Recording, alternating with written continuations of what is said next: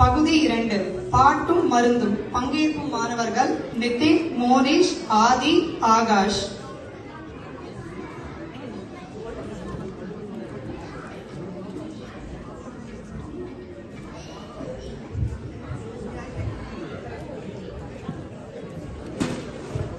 வைத்தியரே வணக்கம்.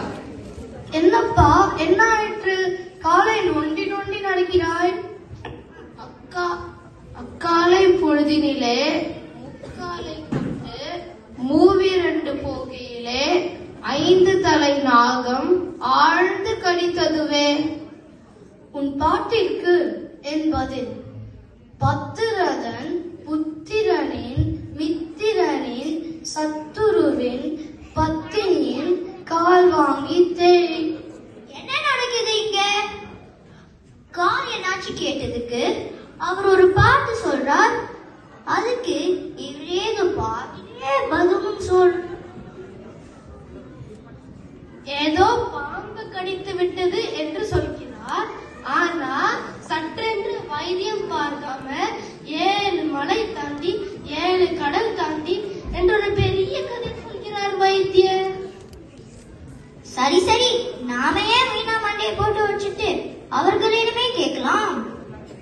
ஆமா ஆமா, எனக்கும் அவர்கள் என்னதான் பேசுகிறார்கள் என்று தெரிந்து கொள்ள வேண்டும். எனக்கு 2 கால் உள்ளது. அதனோடு என் 3 கோலியும் சேர்த்தால் மொத்தம் 3 கால், முக்கால். மூவிரண்டு 6, அதாவது ஆற்று. மூவிரண்டு போகையிலே என்றால் ஆற்றுக்கு போகும்போது. 5 தலை நாகம் என்றால் 5 முட்கள் கொண்ட நெருஞ்சி முள். ஆழ்ந்து கடித்ததுவே என்றால் ஆழமாக குத்தியது. புரிந்தது புரிந்தது, நானே சொல்கிறேன். காலை பொழுதில் கைத்தடி ஊன்றிக் கொண்டு ஆற்றுக்கு நான் போன போது நெருஞ்சிமுள் குத்தி விட்டது என்று புலவர் சொன்னார். சரிதானே? ஓ அப்படியா? அதில் வைத்தியர் என்ன சொன்னார்னு தெரியவில்லையே. வைத்தியரே, உங்கள் பதிலை நீங்களே விவரிக்கவும். 10 என்றால் தசம். பத்திரதன் என்றால் தசரதன், தசரதனின் புத்திரன், அதாவது தசரதனின் மகன் ராமன். ராமனின் மித்திரன், அதாவது ராமனின் நண்பன் சுக்ரீவன். சுக்ரீவனின் சத்ரு, சுக்ரீவனின் எதிரி வாலி. வாலியின் பத்தினி, வாலியின் மனைவி தாரை. தாரையின் கால் வாங்கினால் தாரை.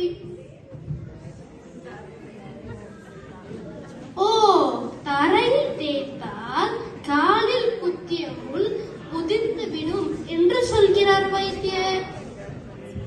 வைத்தியரே, நீங்கள் சொல் பலமும் பெற்றவர்.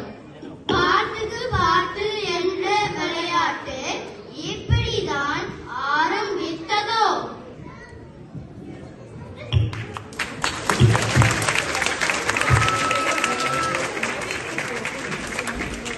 பகுதி 3 பங்கேற்கும் மாணவிகள் நிலா, ஜானவி.